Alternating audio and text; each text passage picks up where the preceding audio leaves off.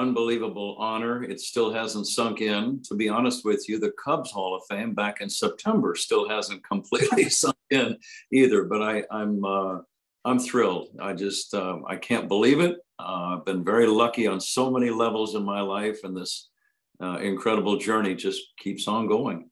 That's wonderful. With that, we can move up to questions. So feel free to fire away.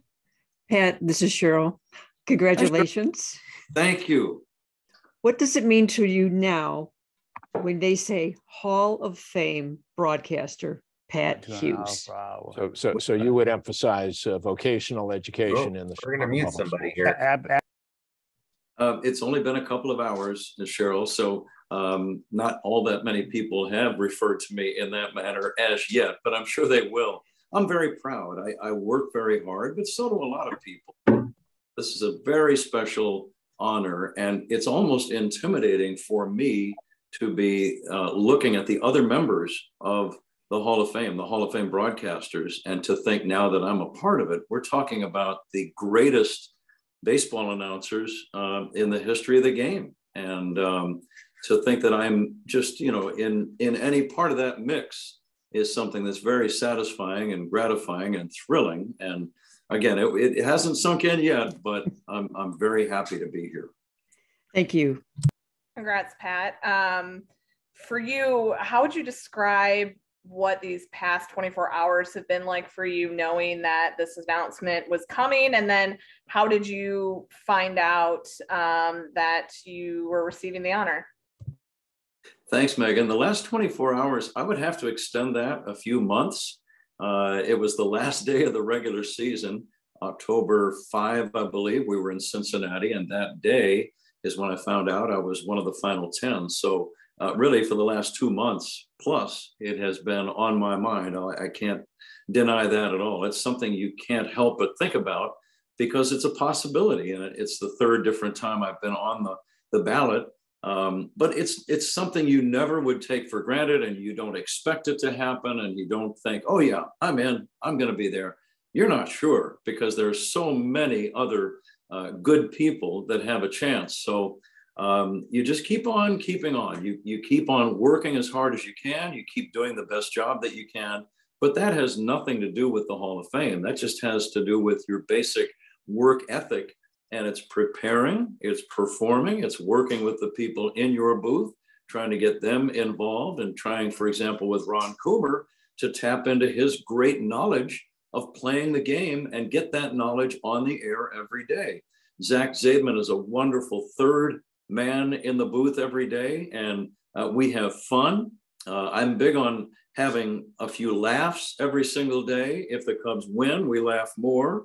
But even when they don't win, we still find some humor in some things, and we tell stories, and Coomer has great stories. And to me, being at the ballpark has always been a fun thing. And just because I've won this award, that's not going to change. I'm still going to be the same. If I can, I don't plan on changing, because what I've done seems to be working. Pat, congratulations, my friend. It's well deserved. Bruce, thank you. You've been a great friend for a long time, and I sincerely thank you. I wonder how many moments have you had? I mean, you have that great diamond collection where you've done chronologies of other great Hall of Fame broadcasters before on CD format. But how many of your own moments, for instance, the 2016 last call for the Cubs winning the World Series, the Kerry Wood game, Carlos Zambrano's no-hitter, the Sosa race with McGuire. How many times have you gone through those things in your mind while you're doing it, or right after you've done it, and say, I am a part of baseball history. My calls will be there forever? Well, I don't stop and think about it too much, Bruce. It's a great question. And I know that, I'm aware of them. I'm aware of the moments that I've been fortunate enough to cover and try to get things right. It's a difficult thing. For example, you mentioned Game 7 of the World Series, the final out. You kind of knew it was coming when the Cubs got 2 runs in the top of the inning and then gave up 1. It was agonizing.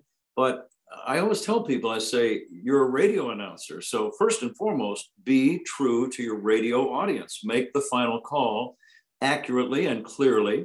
And a ball game can end 100 different ways: a throwing error, a home run, a strikeout, a simple pop-up, a wild pitch, whatever. So you never try to plan out exactly what you're going to say. Let's say you had, something that you thought was really clever for the final out of the World Series. Well, okay, what if the final score was 11-0? And what if it was a 1-0 or an 8-7 squeaker and cliffhanger like we had in Cleveland?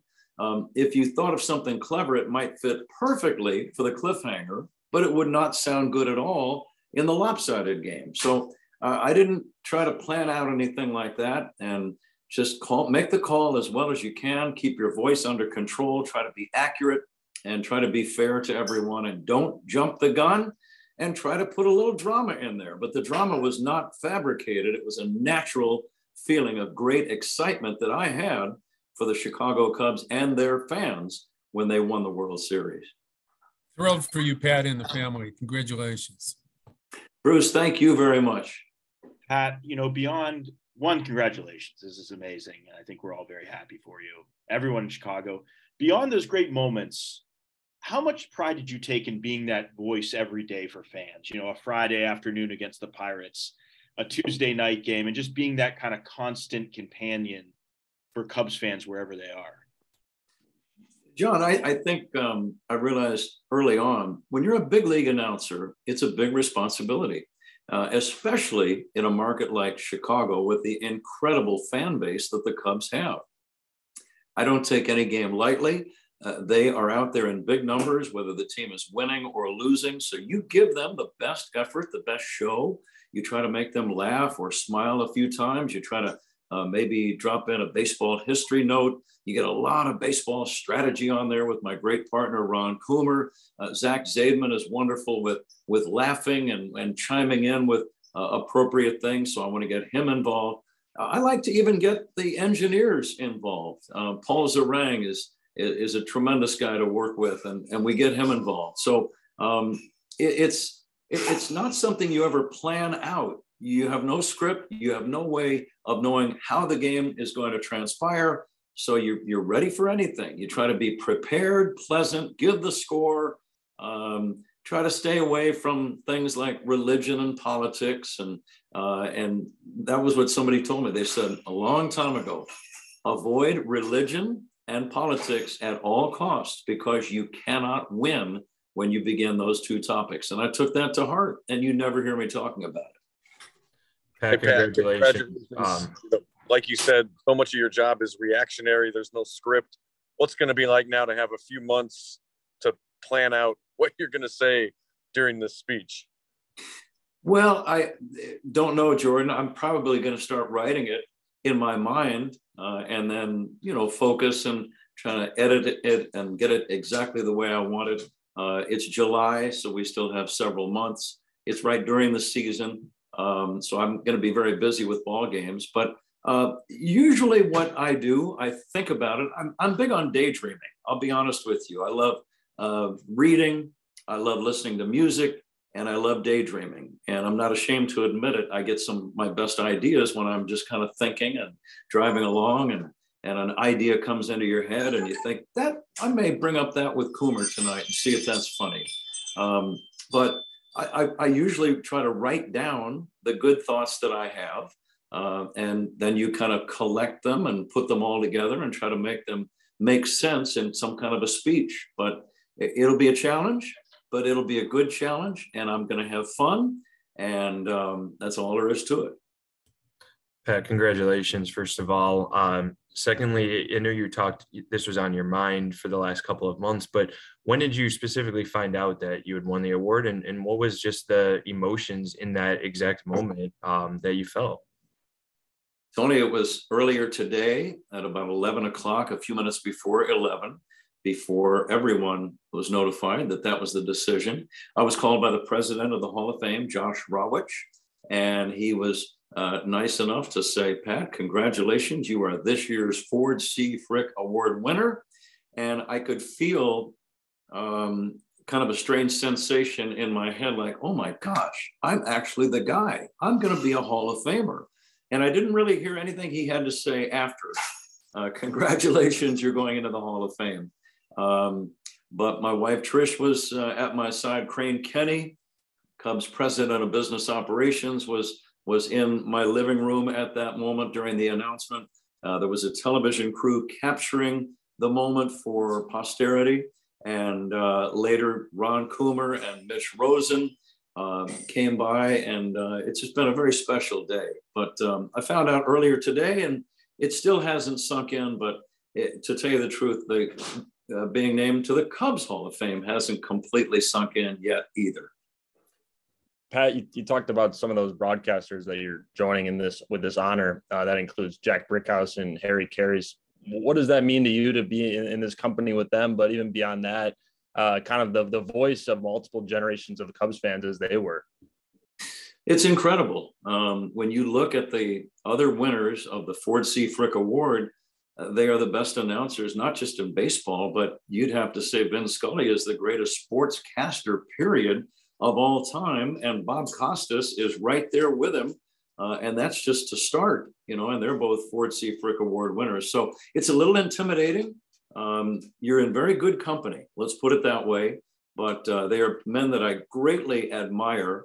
I, as a kid, was lucky enough to have Giants announcers, both Hall of Famers, Russ Hodges and Lon Simmons, and then Bill King, another Frick winner. He was the voice of the Oakland A's, the Oakland Raiders, and the Golden State Warriors. And then at night, again, Vin Scully, I could listen to him. Al Michaels was a Giants announcer. He was an influence on me. Marty Brenneman, when I lived in Ohio for a couple of years, I listened to Cincinnati Reds radio all the time. So a lot of these guys, I'm very familiar with their work and their careers because they were a great positive influence on me as I was beginning and trying to develop my own style. What's the old saying? If you copy from one person, it's called plagiarism. But if you copy from many people, it's called research. Pat, will you talk about your diamond collection and the great Hall of Famers that you've done CDs on, and now is the plan to do one on yourself? Not by me, Bruce, but the Baseball Voices series is something that I hold very dear to my heart. It was begun in about the year 2005. I simply started it to have an off-season job, B, to learn more about my business and the history of the announcers that preceded me. And yes, there was a profit motive also. It's a job and a business, and you try to make a few bucks. But mainly, I learned so much about different styles. Mel Allen, Red Barber, and you think about Red Barber, for example, a pioneer, began in the 1930s, and he was the first guy really to do research for a game, to be prepared, to keep notes on ball players and drop in those notes periodically during the play-by-play. Nobody had ever done that before Red. And it's interesting to me when you think about those pioneers, what were they going on? They had to just go on their instinct and their sensibility as to what they thought might work well on a baseball broadcast. But Red Barber was immensely influential, maybe the most influential play-by-play man in the history of our country. And of course, the great Vin Scully learned under Red Barber in Brooklyn beginning in 1950. But Baseball Voices, baseballvoices.com. It's been fun. We've put 17 of them together. We have a special one on the Cubs winning the World Series in 2016. It's a labor of love, though. And I've learned so much about the game and about storytelling. And we put together a show on Bob Uecker and Harry Callis and Milo Hamilton and Marty Brenneman and Harry Carey and Jack Buck. And it's been fun. But I've learned an awful lot. And that to me is one of the great goals of your life, to keep on learning, keep on trying to get better. Pat, if you could go back to your very first broadcast as a baseball announcer, what would you tell yourself then, what you know now? Well, I do remember it was San Jose State at University of Santa Barbara. It was a road trip. We did 3 games. We did a doubleheader on a Sunday, I think a single game on Saturday. And I remember I'm sure it was not very good, for one thing, but I don't think it was terrible either, because I had been practicing on my side on, taking my recording device out to a high school basketball gym or to an American Legion field, sitting way down the left field line in foul territory, and just start practicing into a recorder. It's very awkward the first time you do it, but then the next time a little less awkward, and so on and so on. I got to a point where I would turn the television down, turn the audio down, watch the video, and call play-by-play. Again, I would listen to other guys. Bill King was immensely influential, the way he would have a rapid fire delivery, but always clearly understood. Very articulate man, very prepared, and I love the way he did play-by-play. So he was an influence. But my first baseball game, I remember after the game, I was set up on a card table right behind the backstop, home plate, maybe 70 feet away from home plate. And the Spartans, San Jose State, my team, my college, they lost both ends of the doubleheader. None of the players on the Spartans hit very well. And in the second game, I was saying, here's Jim Davis batting 0 for 7 in today's twin bill. And on the bus ride back home, they said, you didn't have to say 0 for 7 all that frequently. And I guess I kind of learned a lesson, but I was just reporting the game. And if you don't want 0 for 7, get a couple of base hits. Pat, we talked, you and I talked a year or so ago about radio, baseball and radio, and the relationship there is now. People in the industry were worried that, teams were going to de-emphasize radio. And can you just talk about what the relationship has been like and kind of the intimacy you get with your listeners doing baseball on the radio? Well, I think that they've been talking about the demise of baseball on the radio ever since television began televising virtually every single game, but they haven't killed radio yet. And I don't think in the big markets like Chicago, where you have millions of people on the freeways and on the streets listening in their cars every single minute of the game, I don't think it's going to go away anytime soon. I really don't. But they've been talking about television is going to kill radio. It hasn't, in terms of things like rights fees and sponsorship deals between stations and companies, and frankly, salaries for the broadcasters. They're all very healthy, I can tell you. And again, if television hasn't killed radio yet, I don't think that it will for a long, long time. But it's a special thing. I think part of it has to do with the fact that on radio, you have a constant chatter and you're a constant companion to the listener on the other end. And they feel sometimes like you're part of their family, to be frank about it. They tell you that you're like part of our family in the summertime. Whenever we have a barbecue, we always have you on the radio. Whenever we're in the car, we're always listening to you on a long trip or a short trip. So there's that intimate feeling that I don't think you get on television. And I've done both. Television, let's take a situation like a tie game, 9th inning, bases loaded, 2 outs, and the batter's up there. The viewers can see that he's hitting foul balls. He might hit 5 or 6 foul balls in a row. The announcer doesn't have to do a thing. As a result, the listener, I think, loses a little of that companionship feeling with the announcer when they go a minute and a half or 2 minutes without hearing a single word of play-by-play. And I realize every announcer is a little different. Some guys talk more than others and some talk less than others. But radio, you're still pounding out every single pitch. You're giving the score. Bases loaded, 2 down. Here's the pitch. Another foul back to the screen, and we'll do it again. He just got a piece of that one, but he stayed alive. So you're constantly communicating with the listener, and I think that's part of the charm. I also tell people, and it sounds a little corny, but I feel like baseball is a form of escapism. It is for me. It always has been. To this day, it's a form of escapism. And I think it's really a rather wholesome form of escapism for a lot of us, just to get away from your troubles. I think people like to listen to the radio or watch a game on television, maybe not for the full 3-hour game, but maybe for 20 or 30 minutes or 40 minutes, whatever it might be, or 5 minutes, just to kind of forget about whatever troubles that they're having that day. And I really feel like that's part of the appeal of baseball on the radio as well. Pat, go ahead. Go ahead. Pat, has there been a moment in the last almost 3 decades calling Cubs games when you realized that you and Cubs fans have that special bond that, you know, obviously takes time to develop, but was there a moment where maybe it became clear to you that this is something special between the two sides? Well, I think, and Megan, that's very nice of you to say, and I like the way you put that. I feel a great closeness to our listeners. It's one of the best audiences you could possibly have as a performer.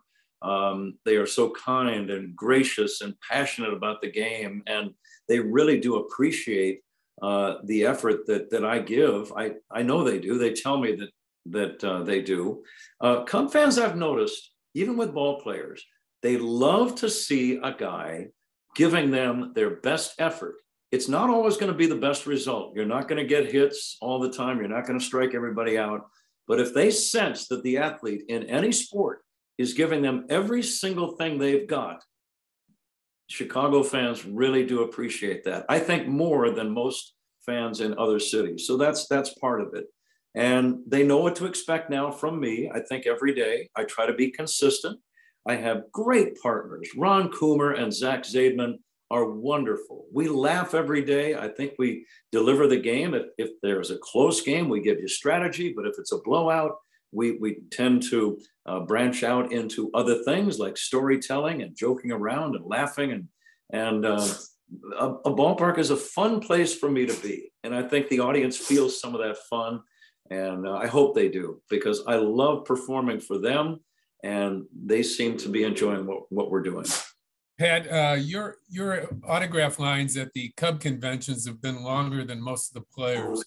What do you attribute that connection where, you know, you have such a strong bond between the fans and yourself? It seems to be, mutual love affair. I think part of that, Bruce, is that I don't charge as much as the players do. But no, I love the fans, and there's such a nice bunch of people. Nice is kind of a trite word and overused, but they're so gracious. They always thank me for staying, and I'm the one who should be thanking them, for goodness sakes. And they're so friendly, and I can't imagine having a better audience to perform for, and that's an important thing. They really do. Inspire you and motivate you. And you know that even when the team is not winning, they are out there listening in big numbers. And it's my responsibility to give them the best show that I possibly can. And that's never, ever going to change. We have anything else for Pat? Yeah, Pat, could you describe what you were wearing when you got the announcement in your classic fashion? I believe I had black trousers. Thanks for asking, by the way, John. I think I had a sweater. It was vintage 1988, kind of a plaid number, very tasty to some people. No, I don't recall what I was wearing, but I do remember getting the call that I was going to be the voice of the Cubs, and that was very exciting. It's been quite a journey. You know, Santo, I've thought about several people today since I got the word. My own parents, I wish Mom and Dad were still around. They were both educators, and I'm sure that was a huge influence on me. My father was a college professor at San Jose State. My mother was an elementary school teacher before she met my dad, and they had 5 kids. My older brother, John, also passed away. He helped me get started in broadcasting in college.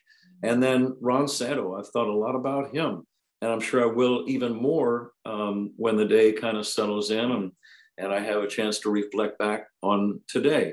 Ronnie was a great partner. We had a wonderful partnership. It was very unique. They called it the Pat and Ron Show. I think we dominated the ratings for years and years. It was immensely profitable for the broadcast entities, and it was good for us too. And but he was a lot of fun. We laughed a lot, and the stories about Ronnie will never get old, and I'll continue to tell them as long as people want to ask about them. Pat, when's the last time you've been to Cooperstown? I'm sorry, Megan? When is the last time you have visited Cooperstown and the Hall of Fame? I was there when Ron Santo posthumously was inducted in 2012. We were there in 2008. The Cubs had a Hall of Fame game rained out. I think we were going to play, I don't know who we were going to play. Colorado, I think. Colorado, okay. But it was a long day. We had been in Toronto, went through customs, flew from there to Syracuse, took a bus to Cooperstown, waited around for 4 or 5 hours. The game was rained out. Then we were right back to the airport and flew down to Tampa, as I recall. It was a very long day, but just being there for a few hours, you realized what a tiny community Cooperstown is, but what a special community it is too. It's all about baseball.